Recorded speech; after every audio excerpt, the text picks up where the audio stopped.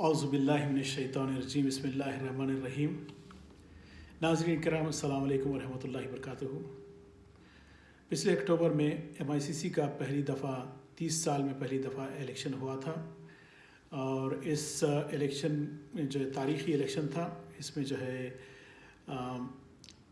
कौम के लोगों ने बड़े जोश व खरोश के साथ हिस्सा लिया, बल्कि 98-99% पोलिंग हुई। आज तक ऐसा कोई इदारे में, कोई ऑर्गेनाइजेशन में इतनी ज़्यादा पोलिंग नहीं होती। इससे ये मालूम होता है कि लोग इंतज़ार में थे और काफ़ी दिन से इंतज़ार में थे कि इलेक्शन हो, और इलेक्शन होने के बाद तो जब इलेक्शन हुआ तो उसमें जो है ना सब जो है जितने वोटर्स थे वो बड़े जोश व खरोश के साथ हिस्सा लिए और एक उम्मीद के साथ हिस्सा लिए थे। तो 98-99% पोलिंग हुई। और इससे पहले कि मैं अब मौजूदा हालात के बारे में आपको बताऊं, मैं आपको याद दिलाना चाहता हूं कि जब इलेक्शन प्रोसेस यानी इलेक्शन की डेट अनाउंस की गई, उसके बाद कई कंप्लेंट्स आने लगे और फ़कीर से जो है काफ़ी लोगों ने रुजू हुआ और ये बोले कि भाई ये इलेक्शन प्रोसेस इन लोगों ने जो बनाया है वो काफ़ी कॉम्प्लिकेटेड और डिफ़िकल्ट है, तो उसमें हिस्सा लेने के लिए तो आप इसके लिए कुछ करें। तो फ़कीर ने कई सजेशंस बज़रिए वीडियो स्टेटमेंट्स आपको देखे होंगे, तो उसमें जो है ना उन तजावीज़ पेश की थी, लेकिन जो इंतज़ामिया थी वो लोगों ने इसको हमारे सजेशंस को नज़रअंदाज कर दिया था। और हमने जो है जैसे भी हालात हो, जितने भी मुश्किल इनके प्रोसेस हो, उसी के जो है लेकर हम जो है इस इलेक्शन में हिस्सा लेना बोल के जो है ना फ़कीर ने अपनी अपील जारी की थी। और उस अपील के बाद लोगों में जो है अवेयरनेस आया और अल्हम्दुलिल्लाह जो 100 कुछ वोट थे उनके पहले मेंबर्स थे, उससे ज़्यादा होके 325 के करीब जो है वोट्स मतलब मेंबर्स बढ़ गए। तो ये बहुत बड़ा जो है अचीवमेंट रहा और लोगों का जो है ना लोगों में मालूमात हुए कि भाई ये इलेक्शन हो रहा है, वरना इलेक्शन अंदर अंदर ही हो जाता था, ये सब जानते हैं। फ़कीर ने न सिर्फ वोटर्स को इनक्रेज किया लेकिन बल्कि वोट के मेंबर में कॉन्टेस्ट करने वालों को भी काफ़ी लोगों को फ़कीर ने इनक्रेज किया इस इलेक्शन में हिस्सा लेने के लिए।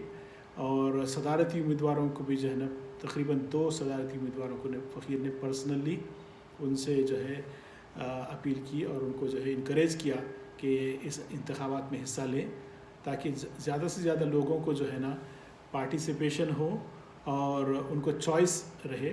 तो अल्हम्दुलिल्लाह इलेक्शन काफ़ी डिबेट भी बहुत अच्छी हुई और इलेक्शन भी काफ़ी अच्छा रहा। लेकिन इलेक्शन के बाद जो है ना कुछ कंप्लेंट्स आने लगे, उन कंप्लेंट्स को जो है हम समझे कि भाई ये मामूली कंप्लेन है। और फ़कीर ने भी बोला कि भाई ऐसा होता है क्योंकि पहली बार हो रहा है, इलेक्शन प्रोसेस जो है बना नहीं था, एक कभी लर्निंग कर्व है सबके लिए। तो जैसा भी है इलेक्शन हो जाए और उसके बाद जो है फिर नेक्स्ट इलेक्शन में जो 2 साल के बाद होने वाला था उसमें जो है जो भी कमी थी, जो भी खामियां थे उसको जो है करेक्शन करेंगे, उसकी तस्हीह करेंगे और उसके बाद फिर से जो 2 साल के बाद जो इलेक्शन होने वाला था उसको अच्छे अंदाज में करने की हमारी तवक्को थी। लेकिन हुआ ये कि इलेक्शन होते ही कंप्लेंट्स आने शुरू हो गए और इलेक्शन से पहले भी कंप्लेन आ रहे थे। उम्मीदवार कंप्लेन कर रहे थे कि भाई उनको वोटर्स का जो है इंफॉर्मेशन नहीं दिया जा रहा है, जबकि बाज़ लोगों को 2-3 बल्कि 4-5 उम्मीदवारों को इंफॉर्मेशन मिल चुका था लेकिन दूसरों को नहीं दिया जा रहा था।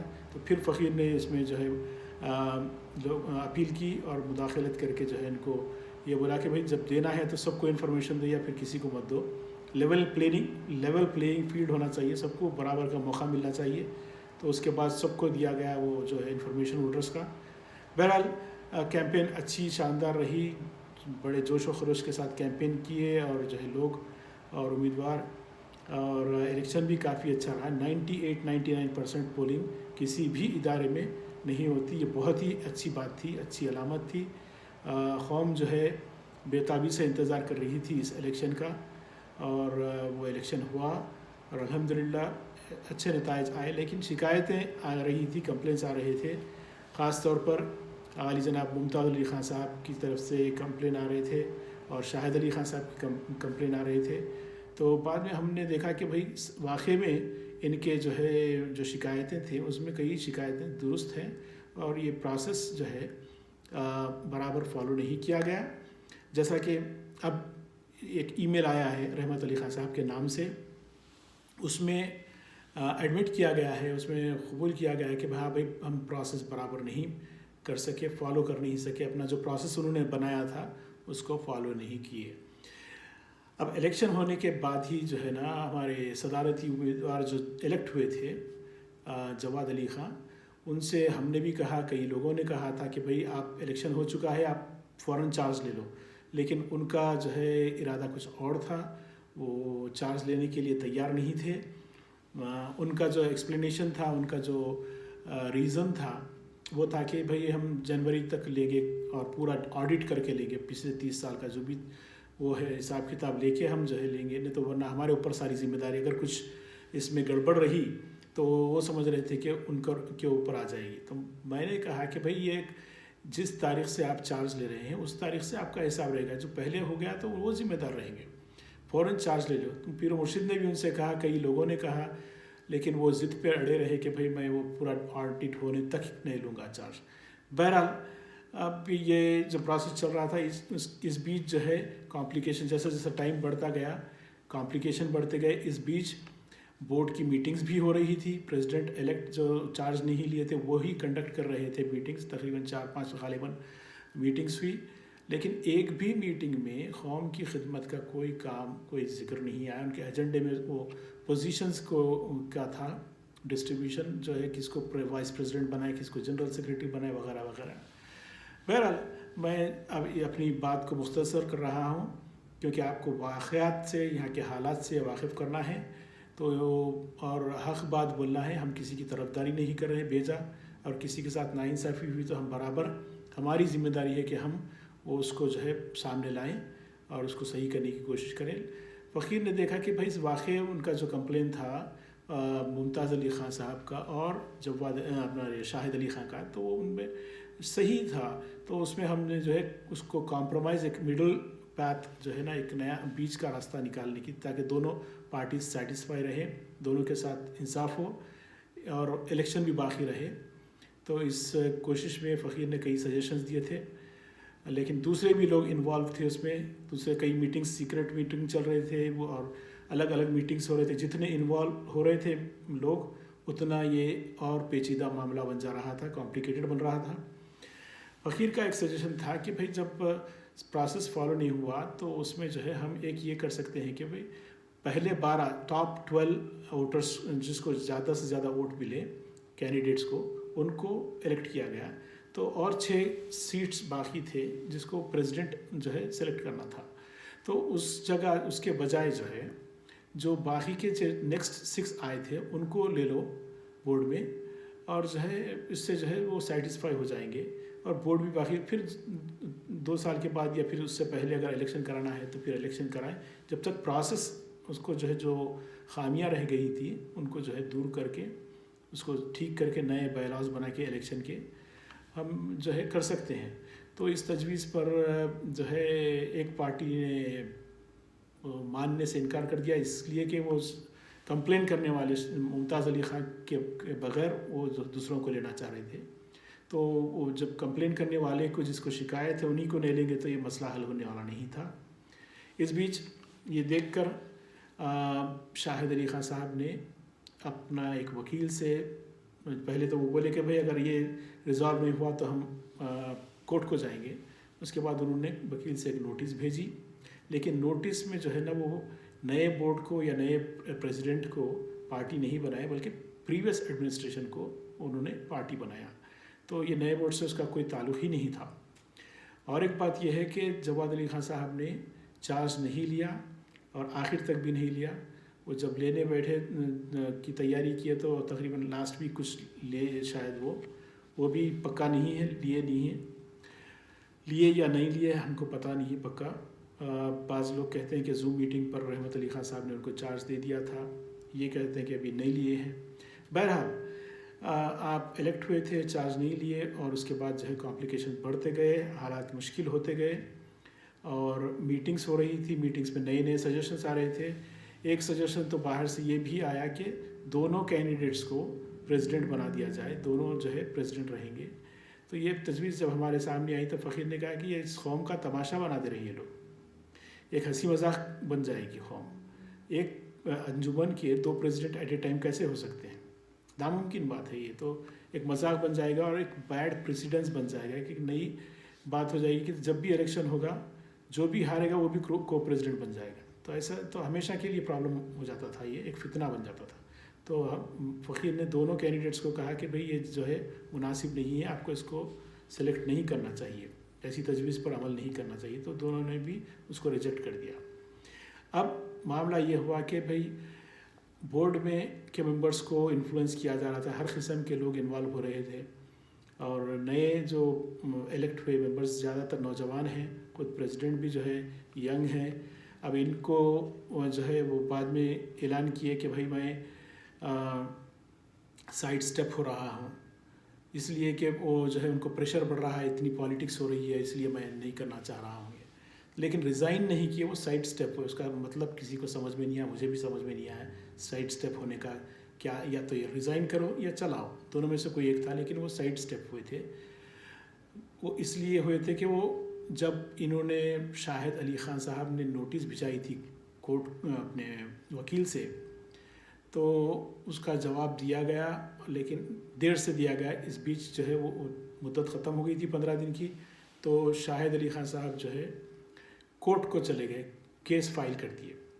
अब केस फाइल कब करें, जबकि यहाँ पर बोर्ड में ये तजवीज़ आई कि वाइस प्रेसिडेंट का एक तजवीज़ आई थी, एक जनरल सेक्रेटरी की तजवीज़ आई थी, जो जवाद अली ख़ान साहब ने साबिक़ा सेक्रेटरी जनरल सेक्रेटरी के बेटे को जनरल सेक्रेटरी बनाने का पेशकश की थी। तो उसी से सारे लोग चमक गए और बोर्ड में उनके भी साथी जो है उस तजवीज़ के ख़िलाफ़ हो गए थे, उसके मुखालिफत की।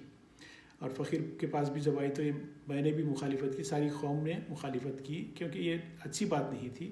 जो प्रीवियस सेक्रेटरी हैं उनका कंटिन्यूएशन, उनका बेटा जानशीन बनेगा, ये कैसा हो सकता है। तो ये नए लोग इलेक्ट जो हुए थे उसी में से किसी को सेलेक्ट करना था, लेकिन ये मुसिर थे कि उसी को बनाना चाहिए, उसके बगैर यह इदारा नहीं रह सकता, कोलैप्स हो जाएगा। मैंने जब पूछा तो वो बोले कि नहीं, मेरा सिर्फ ये प्रपोज़ल था, उससे बढ़ के कुछ भी नहीं था। लेकिन बाद में दूसरों से मालूम हुआ कि ये लोगों को कॉल करके बोर्ड मेंबर्स को इसरार कर रहे थे कि भाई इनका इलेक्ट सेक्रेटरी बनना बेहद ज़रूरी है, नहीं तो ये अंजुमन नहीं चलने वाली है। हमको नहीं समझ में आया कि आखिर क्या इसमें राज है। लेकिन इस तजवीज़ से जो प्रीवियस एक्स जनरल सेक्रेटरी के बेटे को जनरल सेक्रेटरी बनाने की तजवीज़ से शाहिद अली ख़ान और मुमताज़ अली ख़ान की जो टीम, जो पार्टी है, वो काफ़ी मुश्तइल हो गई और वो जो है ये समझे कि इसके अब कॉम्प्रोमाइज़ का कोई रास्ता नहीं है। इसीलिए वो लोग कोर्ट में केस डालने के लिए मजबूर हो गए और वो कोर्ट में फ़ाइल कर दिए केस। तो इस बीच ये बात हो रही है कि भाई कोर्ट में अगर केस हुआ तो अंजुमन के ऊपर ख़र्चा आएगा, ऐसा। तो अंजुमन के ऊपर क्यों खर्चा आएगा जी? 3 लोगों के ऊपर जो है इसको केस डाला गया था, अंजुमन पर नहीं, बल्कि एक एक्स प्रेसिडेंट और ट्रेजरर और जनरल सेक्रेटरी। जबकि एक्स प्रेसिडेंट रिटायर होकर तकरीबन कई महीने हो गए, वो इन्वॉल्व ही नहीं थे इलेक्शन प्रोसेस में। और जो ट्रेजरर थे वो खुद एक बोर्ड के उम्मीदवार थे, वो बोर्ड में इलेक्ट होकर आए, वो भी इसमें इन्वॉल्व नहीं थे। जो इन्वॉल्व थे वो जो साबिक़ जनरल सेक्रेटरी थे, वो पूरी तरह से इस इलेक्शन में इन्वॉल्व थे और आखिरी हद तक भी वो इन्वॉल्व थे। उन्हीं की वजह से काफ़ी जो है प्रोसेस में जो चेंजेस आ रहे थे, आखिरी दिन तक भी चेंजेस आ रहे थे, उसमें फॉलो नहीं किया गया। जैसा कि उन्होंने एडमिट किया है, कबूल किया है कि ऑनलाइन इलेक्टर्स के लिए जो है एक प्रोसेस था और अपने जो है इन पर्सन जो आकर वोट देते हैं उनके लिए एक प्रोसेस था। तो वो गलती हुई, वो कबूल किए। तो ऐसी गलतियाँ जो है 2 गलतियाँ कबूल किए हैं उन्होंने। तो और एक गलती वो बताई कि 8 मेंबर जो है फ़ी पे नहीं किए थे इलेक्शन के दिन, जबकि इलेक्शन कमेटी कहती है कि तकरीबन 6 लोग जो है उनका क्लियर हो गया था, सिर्फ 2 का प्रॉब्लम था। बहरहाल हम ये समझते हैं कि ना तो जवाद अली ख़ान इसमें इन्वॉल्व थे ना शाहिद अली खां इसमें इन्वॉल्व थे प्रोसेस में, ना इलेक्शन कमेटी। इलेक्शन कमेटी को भी कसूरवार नहीं कहा जा सकता, क्योंकि उन्होंने ख़ासतौर पर अज़ीम खां की टीम ने बहुत ही मेहनत की, ईमानदारी से और दियानतदारी से उन्होंने मेहनत की और इलेक्शन करवाया। लेकिन जो प्रोसेस बनाने वाले थे, जो प्रोसेस को चेंजेस कर रहे थे, वो उनकी गलती है, वो एडमिट करना चाहिए और अपनी गलती को कबूल करना चाहिए और कौम से माफ़ी चाहनी चाहिए, क्योंकि कौम का जो है हमारी अंजुमन का एक तमाशा बन गया है। अब ये हाल हो गया है कि इसी ईमेल में रहमत अली ख़ान साहब के नाम से जो ईमेल आया है उसमें ये कहा जा रहा है कि भाई ये हम इलेक्शन का जो है प्रोसेस हम जो है फॉलो बराबर नहीं कर सके, लिहाजा ये इलेक्शन नल एंड वाइड, मतलब इलेक्शन कैंसिल हो गया। मैं कहता हूँ कि साबिक़ा सदर को हो या साबिक़ा जनरल सेक्रेटरी हो, इनको कोई इख्तियार नहीं है इलेक्शन को नल एंड वाइड करने का। केस जब कोर्ट में जा चुका है तो कोर्ट में ही डिसाइड होगा। आप कहते हैं कि हमारा वकील उनकी नोटिस को जवाब दे चुका है, तो लेट द लॉयर्स टॉक। तो जो दोनों वकीलों को, दोनों फरीक़ों के वकीलों को एक कोर्ट में जो है आप गलती कबूल कर लिए, वकील के थ्रू गलती कबूल कीजिए कोर्ट में, और पेशी एक ही पेशी में बर्खास्त हो जाएगा केस, और जो है कोर्ट जो है दोनों लॉयर्स मिलके जो प्रोसेस को जो है रेक्टिफाई करेंगे, उनके हिसाब से थर्ड पार्टी से इलेक्शन करवाया जाए। हमारी ये तजवीज़ है। वरना अब ये सिर्फ इलेक्शन कैंसिल बोलने, नल एंड वाइड बोल देने से काम नहीं होता। गलती पे गलती होते जा रही है। सबसे बड़ी गलती ये है, और हमेशा के लिए एक प्रेसिडेंस बन जाएगा कि जब भी इलेक्शन होगा, आप प्रीवियस प्रेसिडेंट जो है उस इलेक्शन को नल एंड वाइड किसी न किसी बहाने से बना, उनके हिसाब का अगर आदमी इलेक्ट नहीं हुआ तो ये कहेंगे कि भाई नहीं, इलेक्शन नल एंड वाइड है।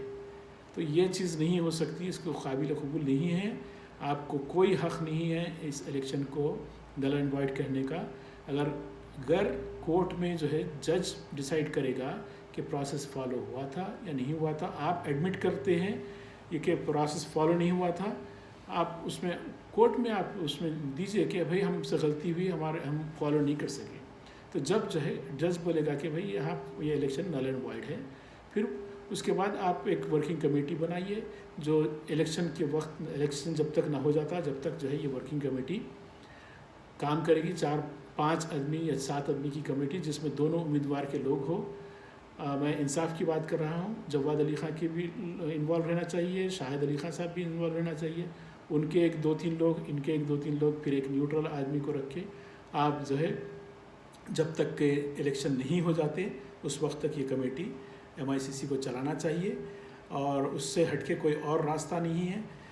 तजावीज़ तो कई आते रहते हैं। अब ब्लेम, एक दूसरे को ब्लेम करने से कोई फ़ायदा नहीं है, और रोने धोने से भी कोई फ़ायदा नहीं है। मैं कहता हूँ कसूरवार, अगर कोर्ट को जो है जाना कोई बड़ा कसूर नहीं है, कोर्ट को क्योंकि उनके जो शिकायतें थे उसको दूर नहीं किया गया, उसका जो है कोई हल नहीं निकाला गया। आप जो है फ्लेक्सिबल होते दोनों पार्टीज़, और कोई मिडल जो है रास्ता निकालते, बीच का रास्ता निकालते और रिज़ॉल्व कर देते इशू को, तो ख़त्म हो गया था। कोर्ट को जाने की ज़रूरत नहीं पड़ती थी। हर कोई अपनी अपनी जगह पर अड़े रहने से ये कॉम्प्लिकेशन पैदा हुए। मैं आप तमाम से गुजारिश करता हूँ कि भाई जब कोर्ट में गया है केस, तो कोर्ट ही में डिसाइड होने दो, उससे हटके और कोई रास्ता नहीं है आपके पास। आप जो है बोलेंगे कि नल एंड वाइड हो गया, तो और कॉम्प्लिकेशन बढ़ गया इसमें। अब इलेक्शन कौन कराएगा? जो बोर्ड के मेंबर्स इलेक्ट हुए वो बेचारों का क्या होगा? उनको तो आप एक ही उसमें निकाल दिए। तो ऐसा हो ही नहीं सकता। ऐसा फिर आइंदा भी ऐसे होता रहेगा। अब ये अगर ऐसा करेंगे आप, तो फिर कोई कोर्ट को चले जाएगा, कोई बोर्ड का मेंबर चले जाएगा कि भाई ये लोग जो है ना मनमानी तौर पर जो है बोर्ड के इलेक्शन को कैंसिल कर दिए। तो ये हमेशा का मसला रह जाएगा। तो सबसे अच्छी बात यह है कि अगर हल ये है कि आप जब कोर्ट में केस गया ही है, तो दोनों के फरीक़ों के वकीलों को कोर्ट में अपीयर होने दो, एक ही पेशी में ख़त्म हो जाएगा। अब ये बोल रहे हैं कि भाई ये ख़र्चा अंजुमन के ऊपर नहीं पड़ना चाहिए, तो पहले सोचना था। आप ये प्रोसेस को जो है अगर सही इम्प्लीमेंट करते तो ये नहीं होता था, ये कॉम्प्लिकेशन नहीं होते थे, ये नाइंसाफ़ी नहीं होती थी। हमको तो ये खाली सिर्फ 2 चीज़ों को एडमिट कर रहे हैं कि हमारे से 2 गलतियाँ हो गई। हमको तो ये मालूम है, सारी कौम को अब मालूम हो गया कि जितने वोटर्स थे उससे 6 वोट बढ़ के पड़े, 6 वोट ज़्यादा पड़े। तो इससे मालूम हो रहा है कि किसी ने कि कोई ना कोई इसमें जो है ना इंटरफियर करके धांधली किया है, चाहे वो 1 वोट हो या 2 वोट हो या 6 वोट हो। ये गलत बात हुई, इस्लामिक सेंटर है, ये अंजुमन है, ये इसके अंदर जो है इस किस्म की हरकत नहीं होना चाहिए। जो भी किया है उसको जो है आइडेंटिफाई करके उसको सज़ा देनी चाहिए, उसको जो है फिर से दोबारा इसका इंचार्ज नहीं बनाना चाहिए। ऐसे लोगों को इसमें इलेक्शन के अंदर हिस्सा लेने का, प्रोसेस में हिस्सा लेने का कोई हक़ नहीं रहना चाहिए। अब जो इलेक्शन होंगे तो वो एक इंडिपेंडेंट थर्ड पार्टी से करवाइए और ऑनलाइन वोटिंग मत कराइए, क्योंकि मैं कहता हूँ, मेरे जो यकीन है कि जो इन पर्सन जो लोग वोट आके डाले उसमें कोई किस्म की धांधली नहीं हुई, क्योंकि दोनों पार्टीज़ के लोग थे वहाँ पर और इंडिपेंडेंट जो है ऑब्जर्वर्स भी थे और किसी को कोई शिकायत नहीं थी कि कोई एक्स्ट्रा वोट पड़ा। वहाँ एक्स्ट्रा वोट पड़ने की गुंजाइश थी ही नहीं। लेकिन 6 वोट कहाँ से आ गए, कैसा आ गए, अल्लाह जानता है। ये नहीं होना चाहिए था, अब हो चुका है। तो लेकिन अब जबकि कोर्ट में आ चुका है केस, कोर्ट को डिसाइड करने दीजिए, 1-2 पेशी में ख़त्म हो जाएगा किस्सा। अब लोग ये कह रहे हैं बाज़ जो कि कोर्ट को जाने से आपका जो है ना वो सारी जो है पुरानी हिस्ट्री निकलेगी, उसकी ऑडिट होगी, ऑडिट होगी तो उसमें परेशानी हो जाएगी, तो और जो है किसी को जेल होने की भी तवक्को है। तो ऐसे बातों से ये बिल्कुल बेकार बातें हैं। अगर किसी ने इतनी बड़ी गलती की है जेल को जाने की, तो उनको जेल को जाना ही चाहिए, कोई किसी को बचा नहीं सकता। ऑडिट तो होनी है, क्योंकि जवाद अली ख़ान ने खुद ऑडिट की बात की, सबसे पहले अगर बात की थी तो जवाद अली ख़ान ने ये कहा था कि भाई ऑडिट होने के बाद पूरा हिसाब किताब लेके मैं चार्ज लूँगा, ऐसे नहीं लूँगा। तो उनकी ये ज़िद थी। लेकिन आज जब शाहिद अली ख़ान कोर्ट में जा चुके हैं, कोर्ट में तो वो उनको प्रेशर डाला जा रहा है कि भाई कोर्ट से विड्रॉ कर लो केस आप, नहीं तो फिर वो जो है अंजुमन बंद होने का डर है कि फलाना को जेल होने का। मैं कहता हूँ ऐसा कोई इतना बड़ा किसी ने भी मैं नहीं समझता कि किसी ने ऐसा कोई जुर्म किया है जिससे जेल हो सके। अगर किया है तो उनको सज़ा मिलनी चाहिए, कौम उनको बचाना नहीं चाहिए। अगर कोई छुपाता है इतने बड़े क्राइम को तो वो भी अबेटमेंट ऑफ क्राइम में आ जाता है। ये अमेरिका है, ये एक छुपने वाली बात नहीं है। मैं नहीं समझता कि कोई प्रोसेस फॉलो नहीं करे, आप बायलास फॉलो नहीं करे, 30 साल से इलेक्शन नहीं कराए, इससे किसी को कोई जेल नहीं होती, इससे कोई डरने की बात नहीं है। अगर खुदा ना खास्ता कोई बहुत ही बड़ा घपला हुआ है तो जो भी किए हैं उनको जिम्मेदार, उनको आइडेंटिफाई करना चाहिए और उसका जो है ना उनको सज़ा मिलनी चाहिए। जो भी कानून कार्रवाई करेगा उनको मिलेगी। इसमें हमको जो है मुदाखलत करने की कोई ज़रूरत नहीं है। Let the court decide. मैं कहता हूँ कि इसका सबसे आसान हल ये है कि दोनों वकील जो है कोर्ट में जाकर ये बोले कि भाई ये फ़रीक ने जो है ना एडमिट कर लिया है अपनी गलतियों को, इलेक्शन प्रोसेस सही नहीं हुआ, तो केस ख़त्म हो जाएगा वहीं पर और उसके बाद इलेक्शन होने दीजिए, फ्री एंड फेयर होने दीजिए इलेक्शन। और जो लोग इसके इंचार्ज थे अब तक उनको इसमें जो है दोबारा इलेक्शन में मुदाखलत करने का या इलेक्शन चलाने का उनको हक़ नहीं होना चाहिए, क्योंकि दे फेल्ड, वो जो है बुरी तरह फेल हुए। उनकी वजह से इतना सारा तमाशा हुआ कौम का और एक हंसी मजाक का जो है कौम वो बन गई, एक तमाशा बन गई। तो हमको वैसे लोगों को ज़िम्मेदारी देने की ज़रूरत नहीं है। गैर ज़िम्मेदारी की बात है ये, आप जो है शायद ईमानदारी से किए होंगे, हमको पता नहीं है, लेकिन अल्लाह जानता है। लेकिन उनका जो प्रोसेस को फॉलो नहीं करना और मुदाखलत करना मुसलसिल इलेक्शन कमेटी के उस मामलों में और उसमें, उसी वजह से ये सारी गलतियाँ हुई हैं, सारी परेशानियाँ हुई हैं। तो जो भी इसके इंचार्ज थे, जो भी इलेक्शन चला रहे थे, रहमत अली ख़ान तो रिटायर हो गए थे, वो तो अपने घर में बैठे टेक्सास में बैठे हुए, उनका इसमें कोई मुदाखलत वो नहीं था, रोल नहीं था, ना शकील अहमद खां का रोल था इसमें। तो जो भी इलेक्शन चला रहे थे, इलेक्शन कमेटी को गाइड कर रहे थे मुसलसिल, वो ज़िम्मेदार हैं। वो उनको इस जो है गलती को, अपने फेलियर को एडमिट करना चाहिए और जो है दोबारा इस चीज़ में उनको हक़ नहीं होना चाहिए कि वो जो है इलेक्शन दोबारा इस तरह का कंट्रोल करें। तो ये इलेक्शन माइक्रो मैनेज करने का नहीं था, आपने माइक्रो मैनेज किया, उसको जो है हर डिटेल में जो है मुदाखलत करते रहे, इसी वजह से ये इलेक्शन इतना बड़ा फेलियर हो गया, फ्लॉप हो गया। तो जो शिकायत करने वाले हैं उनकी कोई कसूर नहीं, मैं समझता हूँ उनकी शिकायत वाजिबी थी। अब उनको शिकायत करने वाले को एक जो है निशान मलामत बना के सब अगर बुरा बोलेंगे तो गलत बात हो जाएगी, नाइंसाफ़ी की बात होगी। प्रोसेस फॉलो नहीं हुआ, आप खुद एडमिट करते हैं और री इलेक्शन कराइए और वो भी कोर्ट के ऑर्डर से कराइए, ताकि दोबारा कोई कोर्ट को फिर नहीं जा सके। ये एक बार कोर्ट को चले गए फिर दोबारा नहीं जाना चाहिए। जो हो गया किस्सा ख़त्म कर दीजिए इसको। अगर कोर्ट के बाहर सेटलमेंट करेंगे और इसी तरह आप नल एंड वाइड कह के बोल दिए और किस्सा ख़त्म कर दिए, फिर इलेक्शन का कौन इलेक्शन कराएगा? फिर वही लोग कराएंगे जो जिसकी वजह से ये इलेक्शन फ्लॉप हुआ, इतना बड़ा तमाशा हुआ। लोगों की जो उम्मीदें थी इस अंजुमन से, इस इदारे से इलेक्शन के बाद, उसको आपने ठेस पहुंचाया। तो हमारे एतमाद को, कौम के एतमाद को ठेस पहुंचाया ये सब गड़बड़ करके। तो आप ज़िम्मेदार हैं, आप उसकी ज़िम्मेदारी को कबूल कीजिए, अपनी गलतियों को कबूल कीजिए और कोर्ट को डिसाइड करने दीजिए। कोर्ट जो भी करेगा वो इलेक्शन थर्ड पार्टी के थ्रू होना चाहिए और ऑनलाइन वोटिंग नहीं होनी चाहिए। इन पर्सन जिसको आके डालना है वोट वो डालेंगे। ये ऑनलाइन का तमाशा मत रखिए, सारा ही गड़बड़ उसी की वजह से है। एक एक प्रोसेस अलग अलग बना के आप जो है, एक प्रोसेस था सारों को 12 वोट के डायरेक्टर इलेक्ट करना था, लेकिन आपने ऑनलाइन के लिए वो रख दिया और इन पर्सन वालों के लिए रिलैक्स कर दिया। तो उसी की वजह से ये शिकायतें पैदा हुई और 6 एक्स्ट्रा वोट जो पड़े वो बहुत बड़ी गलती है। वो वैसी चीज़ रिपीट नहीं होनी चाहिए। फ्री एंड फेयर कराना है इलेक्शन तो थर्ड पार्टी से कराइए और प्रोसेस बनाइए, वकीलों को बनाने दीजिए प्रोसेस। उसके जो भी होता, आप फीस एक बार लगेगी, बार बार नहीं लगेगी। उसूलन जिसकी गलती है उनको जो है ये सारा ख़र्चा उठाना चाहिए क्योंकि वो कसूरवार हैं। अब अंजुमन को अगर लगाते हैं ख़र्चा तो फिर ये गलत बात है। खैर अंजुमन एक बार दे देगी, लेकिन ये हमेशा की आदत से ये फितना ख़त्म हो जाएगा।